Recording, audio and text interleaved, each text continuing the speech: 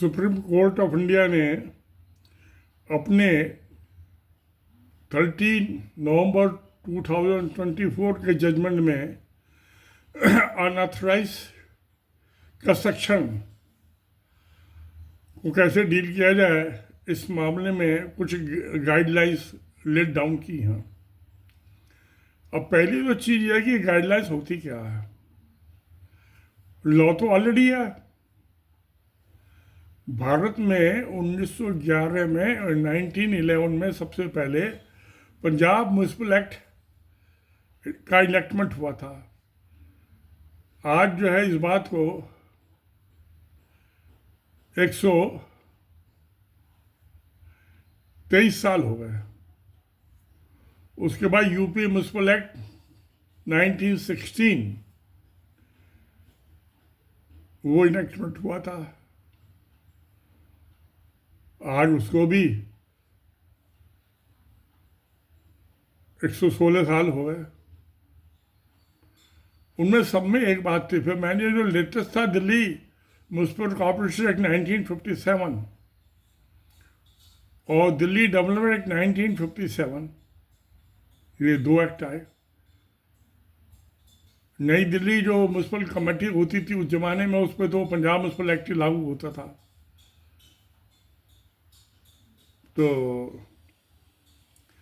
तो उसमें unauthorized construction, authorise construction का कि पहले आप जो है अपना बिल्डिंग बाई लॉज के मुताबिक बिल्डिंग प्लान बनवाइए किसी से, आर्किटेक्ट से, ड्राफ्ट्समैन से, उसको ड्यू फीस के साथ कमिश्नर को देके और उसको सबमिट कीजिए और बिल्डिंग प्लान सैंक्शन हो जाएगा। जब सैंक्शन हो जाएगा तो आपको उसकी कंस्ट्रक्शन चालू करने से पहले भी आपको बताना मैं इस दिन से कंस्ट्रक्शन चालू करूँगा और या करूँगी, और ये बिल्डिंग प्लान जो है तो वो आपको परमिशन दे देगा 15 दिन के अंदर अंदर। उसके बाद आप कंस्ट्रक्शन कर सकते हैं। और बिल्डिंग प्लान जो सैंक्शन होता था उसकी वैलिडिटी 1 साल के लिए होती थी। अगर जो आपने 1 साल के अंदर अंदर कंस्ट्रक्शन नहीं की तो आपको उसको बिल्डिंग प्लान को रीवैलिडेट कराना पड़ता था और म्यूनसिपल कॉर्पोरेशन को उसकी फीस देनी पड़ती थी। वो रीवैलिडेट कर देते थे। सैंक्शन तो ऑलरेडी उसकी स्क्रूटनी हुई भी है। तो मैं भी ये 1968 से 70 तक ये काम करता रहा था हसनापुर में। ये ऐसी प्रॉपर्टी टैक्सेस का मैटर था। मैंने वहाँ का सब रिवाइज किया था, सारी प्रॉपर्टी। तो 700 प्रॉपर्टी थी उसमें पूरे टाउन में। उनका जाके और सब एक एक प्रॉपर्टी पे गया, सबको रीअसेस किया। फैक्ट्री की बिल्डिंग हो, इंडस्ट्रियल बिल्डिंग हो या रेजिडेंशियल बिल्डिंग हो या कमर्शियल बिल्डिंग हो, शॉप्स हो, और उसको सबका वो टैक्स रेवेन्यू जो थी टाउन डेवलपमेंट बोर्ड की डबल हो गई, डबल से भी ज़्यादा हो गई। तो वहाँ यूपी में सिस्टम था कि जितनी उसकी लोकल बॉडी की अपनी रेवेन्यू है, इनकम है, उतनी ही मैचिंग ग्रांट का कंट्रीब्यूशन यूपी गवर्नमेंट देती थी, स्टेट गवर्नमेंट। तो रेवेन्यू बढ़ गई तो उनको मैचिंग ग्रांट ज़्यादा देनी पड़ेगी। तो उन्होंने जो था 1969 में हसनापुर को टाउन डेवलपमेंट बोर्ड, क्योंकि 5,000 से ज़्यादा आबादी हो उसको टाउन डेवलपमेंट बोर्ड बना देते हैं। वो अर्बन नॉट क्या था, 2011 का जो सेंसस हुआ था अभी उसमें 5,000 से ज़्यादा की आबादी को अर्बन एरिया माना गया था। तो मैं बात कर रहा हूँ उससे पहले की। तो अब जो नोटिफिकेशन हुआ तो डिस्ट्रिक्ट मजिस्ट्रेट को उसका प्रेसिडेंट बना दिया।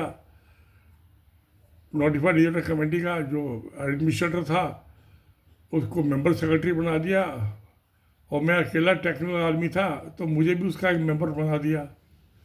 गजट नोटिफिकेशन हो गया। खैर मैंने उसके बाद हसनापुर से नौकरी छोड़ के दिल्ली आ गया। दिल्ली एडमिनिस्ट्रेशन में नौकरी करना लगा पहली जनवरी 1971 से, और वहीं से 2005 में रिटायर हो गया। तो मुझे ये बिल्डिंग प्लान जो ये इसके मामले में अच्छी खासी नॉलेज है। फिर क्योंकि मैंने मुकदमा भी लड़ा दिल्ली म्यूनिसिपल कॉर्पोरेशन के खिलाफ प्रॉपर्टी टैक्स के मैटर को लेके। तो मैंने Delhi municipal corporation 1957 in detail में स्टडी किया था और दिल्ली मुस्लिम कॉरपोरेशन को दिल्ली हाई कोर्ट में हरा दिया था प्रॉपर्टी टैक्स के मैटर के मामले में, बाई लॉस के। और जो 84 की बात थी, ये 84 में पिटीशन थी, मैं इंटरवेनर था। 85 में हाई कोर्ट का जजमेंट हुआ। जिन वकीलों ने 1,00,000 रुपये फीस के लिए, उनकी कोई बात नहीं मानी हाई कोर्ट ने, मेरी सारी बात मान ली। तो दिल्ली म्यूनसिपल कॉरपोरेशन जो थी, हाई कोर्ट के जजमेंट को लेके सुप्रीम कोर्ट गए, सुप्रीम कोर्ट ने अपील किया हाई कोर्ट का जजमेंट। फिर 2003 में Delhi municipal corporation amendment act 2003 पास हुआ और यूनिट एरिया मेथड कर दिया। तो मुझे इसलिए म्यूनसिपल लॉज की अच्छी खासी नॉलेज है।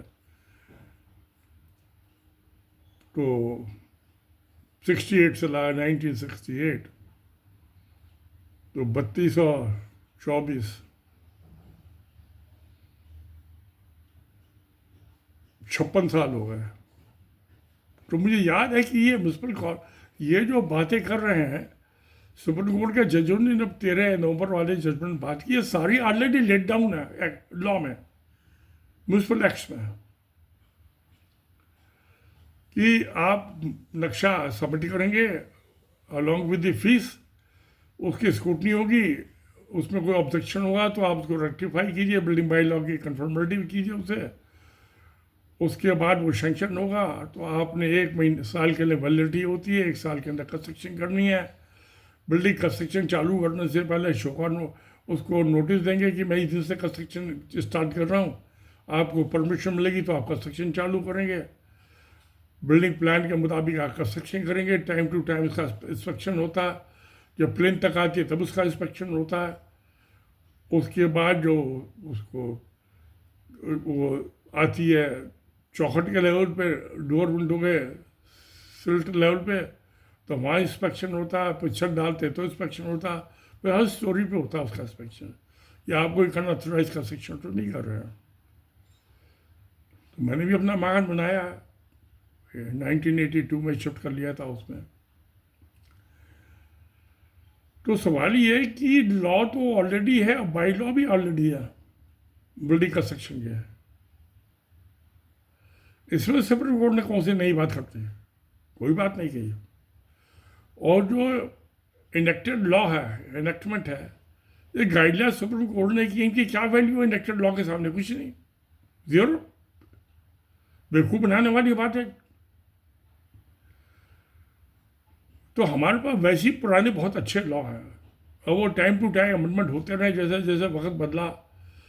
अब हाई राइजर बनने लगे, स्काई क्रैपर बनने लगे। पहले 2 मंजिल थे ज़्यादा जो थी, और पीछे 2.5 मंजिल की स्टोरी से बनाने की परमिशन होती थी। अलग अलग जिस साइज़ का प्लॉट है उस साइज़ के हिसाब से उसमें कितनी % आप कंस्ट्रक्शन कर सकते हो। वो था आपके प्लॉट के सामने कितनी चौड़ी सड़क है, वो भी था उसमें एक फैक्टर कि कितनी आप राइस तक हाइट तक बना सकते, हाइट कंट्रोल भी था। ये सब बातें थी।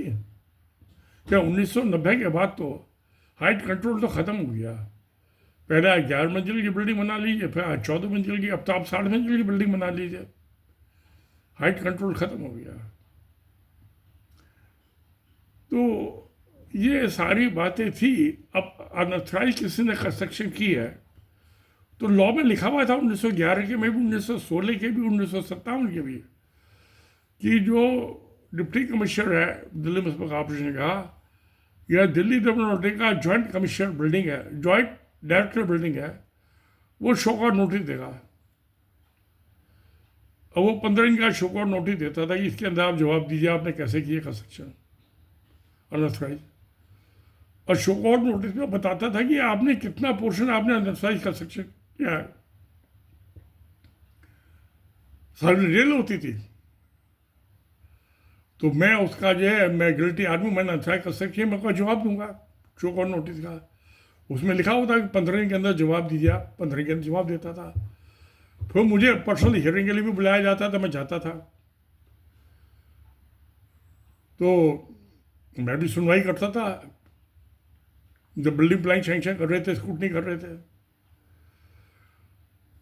तो पर्सनल हियरिंग के बाद जो है उस पर एक रिटन ऑर्डर पास होता है कि भाई आपने ये कंस्ट्रक्शन है, आपके अनऑथराइज है, आपका सेटिस्फैक्ट्री जवाब नहीं है, इसलिए आप इसको 15 दिन के अंदर या 1 महीने के अंदर अपने आप डिमोलिश कर लीजिए, अपने रजिस्टर कॉस्ट पे, नहीं तो म्यूनसिपल कॉरपोरेशन डिमोलिश कर देगी। और अगर जो म्यूनसिपल कॉरपोरेशन डिमोलिश करेगी तो आपको उस डिमोलिशन की कॉस्ट पे करनी पड़ेगी, जो गिल्टी है हाउस ओनर। तो ऐसे कई केस हुए हमने, क्योंकि हम तो इंजीनियर थे, हमें हमारे डिपार्टमेंट की ज़मीन एंक्रोच हो जाती थी, तो हम डिप्टी कमिश्नर म्यूनसिपल को, उसको जोनल कमिश्नर बोलते थे, उसको लेटर लिखते थे, वो एस्टिमेट बना के देता है इतनी लेबर लगेगी, इतने पैसे जमा कीजिए आप। हम पैसे जमा कर देते थे, चेक दे देते थे उनको, और वो डिमोलिश करते थे। अब उसमें था कि अगर जो उसमें आप नहीं डिमोलिश कर रहे तो आपकी बिल्डिंग जो है म्यूनसिपल कॉर्पोरेशन डिमोलिश कर देगी, और जो डिमोलिशन की कॉस्ट है वो आपको पे करनी पड़ेगी। नहीं तो अपना आप डिमोलिश कीजिए अपने रिस्क कॉस्ट पे। ये सब बातें थी। तो आज सुप्रीम कोर्ट ने काउंसिल ऐसी नई बात कर दी, कोई नई बात नहीं की।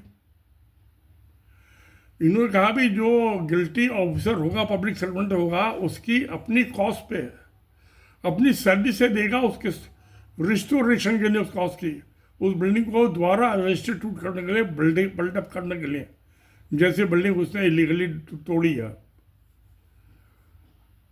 ये तो फाइनेंशियल मैटर हो गया। मगर जो आदमी लॉ को वायलेट करता है, public servant, criminal breach of trust bye public servant, जो लॉ को अब्यूज और मिसयूज करता है, 409 IPC, 409 IPC Indian panel code 1860, उसमें प्रोविजन था, आज भी है। जो नई इन्होंने भी है भारतीय न्याय संस्था बनाई है 2023 की, उसमें भी है प्रोविजन, सेम डिट्टो। तो उसमें सुप्रीम कोर्ट ने आधा अधूरा जजमेंट दिया है, उसमें ये ऐड करना चाहिए थे गाइडलाइंस में कि जो मिसयूज अब्यूज ऑफिस अथॉरिटी करता है, criminal breach of trust bye public servant करता है, उसके खिलाफ 409 का मुकदमा भी दर्ज होगा। वो अपनी कॉस्ट पे, अपनी सैलरी से बिल्डिंग तो दोबारा बनवाएगा ही, मगर उसको, और 409 आईपीसी में लाइफ इम्प्रिजनमेंट है, 10 साल से लगा के उम्र कैद की सजा हो सकती है उसको, लाइफ इम्प्रिजनमेंट। तो ये और ऐड कर देना चाहिए था गाइडलाइंस में, जो कि नहीं किया। तो सुप्रीम कोर्ट के जज भी ये लफड़ मार रहे हैं, पूरा आधा अधूरा इंसाफ कर रहे हैं। हाँ, इन्होंने एक बात ये कही है, जो बात जायज भी है, कि एक मार्केट है, उसमें 20 दुकानें हैं, आपने एक मुसलमान की दुकान है उसको तो डिमोलिश कर दिया, या किसी ने आपको ब्राइब दे दिया, रिश्वत दे दी, तो आपने उसको शो नोटिस इशू नहीं किया, या उसकी तोड़ी नहीं दुकान, मकान नहीं तोड़ा। तो उन्होंने ये कहा है कि जो उस लोकेलिटी में जितनी भी ऐसी अनऑथराइज कंस्ट्रक्शन है, सबको पे आपने एक साथ एक्शन लेना है। लेना तो चाहिए था, नहीं लेते। वो ये रहा है कि भाई पॉलिटिकल आदमी कह दिया कि भाई जो मुसलमान के तोड़ दो, जो हिंदू का छोड़ दो, उससे ब्राइब ले लो। कुछ ब्राइब तो लेते ही है सब, जो हिंदू मुसलमान है सबसे ही। ब्राइब के मामले में तो मजहब कहीं बीच में आता ही नहीं है ना, मजहब तो ऐसी तैसी में चला जाता, हिंदू मुसलमान कोई भी हो, उसकी कोई भी जाति हो, रिश्वत तो सबसे लेनी है। जो सरकार तो तनख्वाहें बहुत कम देती है ना, सैलरीज बहुत कम है। तो ये जो चीज़ होती थी सुप्रीम कोर्ट का, मैं जजमेंट आधा अधूरा मानता हूँ। जजमेंट तो इनेक्टेड लॉ है, ये गाइडलाइंस क्या मानेंगे। इनेक्टेड जो लॉ होता है वही लॉ होता है, गाइडलाइंस तो जो है कहते हैं लफाजीबाजी है। तो सुप्रीम कोर्ट ने गाइडलाइंस जो लेट डाउन कर दी है, पब्लिक मीडिया वाले उछलने लगे, जबकि कोई वजह नहीं है खुश होने की। ये तो क्यों, इनको लॉ की नॉलेज नहीं है, इन्होंने कभी डील नहीं है कैसे कैसे अनऑथराइज कंस्ट्रक्शन के। मैंने डील किए हैं दिल्ली में, सबसे बड़ा अनऑथराइज कंस्ट्रक्शन डिमोलिशन का मैंने कराया था, जो फॉरेस्ट के लैंड थी। इसमें देवली गांव में 480 मकानों का एक दिन में 6 बुलडोजर लगा के बड़े डिमोलिशन का सुप्रीम कोर्ट का ऑर्डर था, इम्प्लीमेंट हुआ। 3 घंटे के अंदर 470 मकान थे डिमोलिश करा दिए। एक एक दो दो कमरे के छोटे छोटे मकान थे। गुरुद्वारा भी डिमोलिश करा दिया, मंदिर भी डिमोलिश करा दिया। वहाँ मस्जिद कोई नहीं थी, एक गुरुद्वारा था, मंदिर था एक, दोनों डिमोलिश करा दिया, कोई चीज़ छोड़ा, सब नेचुरल कंस्ट्रक्शन थी। अब अगर आप देखें जितने मंदिर मस्जिद गुरुद्वारे बने हुए हैं, किसने बिल्डिंग प्लान सेंक्शन कराए हैं, किसने परमिशन दी है? सारे इलीगल एंड नेचुरल कंस्ट्रक्शन है। करो इनको सबको डिमोलिश, गवर्नमेंट की लैंड पे एक्रोच करके बनाए हुए हैं। मैंने एक ने शिव मंदिर बना दिया था उसकी ट्रेन की, नगर ट्रेन की लैंड पे करमपुरा में, तो तोड़ दिया उसने। चीफ ने जाओ तो देखा ये हो रही है, उन्होंने फ़ोन किया, मैं गया वहाँ, तो मेरे कॉन्ट्रैक्टर का वर्क ऑर्डर दिया, तोड़ दिया भाई सर। और वो तो बिल्डिंग तो तोड़ दी, वो शिवलिंग को कहता ये लेबर हाथ है। मैं कहा मैं उठा, मैंने शिवलिंग उठाकर जो सारा पत्थर था वो नाले में फेंक दिया। कहता अब मैं तोड़वा दूंगा जी सब। अरे दुर्गा मंदिर था वहाँ देवली में, वो तोड़वा दिया। गुरुद्वारा वो तलवार लेकर आया था बब्बर खालसा कि गला काट दूंगा जो तोड़ने आएगा, तोड़वा दिया। और जो पुलिस वाले साथ थे, मैं जाता था, वो 4 राइफलमैन मेरे साथ चलते थे जीप में पीछे बैठ के, और बाउंड्री वाल बनवा दी और मशीनरी की। तो सवाल ये विल पावर है सुप्रीम कोर्ट से कई दफ़े कह चुकी है, मंदिर को तोड़ के जिनकी जमीन है, जिन डिपार्टमेंट को वापस लेके और राजी नहीं है। वहाँ हिंदू मुसलमान का सवाल आ गया, आस्था का। अरे आस्था क्या होती है? चोरी की जमीन में तुमने मंदिर बना दिया तो उसमें तुम चोरी कहलाओगे ना, भगवान के भक्त तो नहीं हो गए ना। ये सब चीज़ें होनी चाहिए। मुझे तो सुप्रीम कोर्ट का जजमेंट मुझे मज़ा नहीं आया, क्योंकि इसमें ये नहीं लिखा उन्होंने कि उसको जो कॉस्ट है रिकन्स्ट्रक्शन करने की, रिस्टोरेशन की, वो तो उसकी तनख्वाह से कटेगी। साथ साथ उधर 409 करोड़ ब्रिटिश ऑफिस में, अरे चल लाइफ इम्प्रूवमेंट 10 साल की जेल की सजा तो दे दो कम से कम। 10 साल में तो 1-2 साल की दोगे तो 1 साल 2 साल में हनीमून पूरा नहीं होता। कम से कम 10 साल की तो जेल की सजा दे दो सरकारी मुलाजिम को, ये होना चाहिए था। तो मेरी निगाह में जजमेंट आज़ाद हो रहा है, मुझे कोई खुश होने नहीं दिखाई देती कि उधर criminal breach by public servant, अमानत में खयानत हो गई ना। वो ऐसे आदमी को सरकारी नौकरी में क्यों तुमने रखा हुआ है? खैर जो जितना कर दिया उतनी इससे फिलहाल तसल्ली कर लेते हैं। आगे शायद और कोई समझदार जज आएगा सुप्रीम कोर्ट में, वो ये जहाँ तक पहुँचे उससे 2-4 कदम आगे वो भी बढ़ जाएगा। तो सत्य में जयते। नमस्कार, धन्यवाद।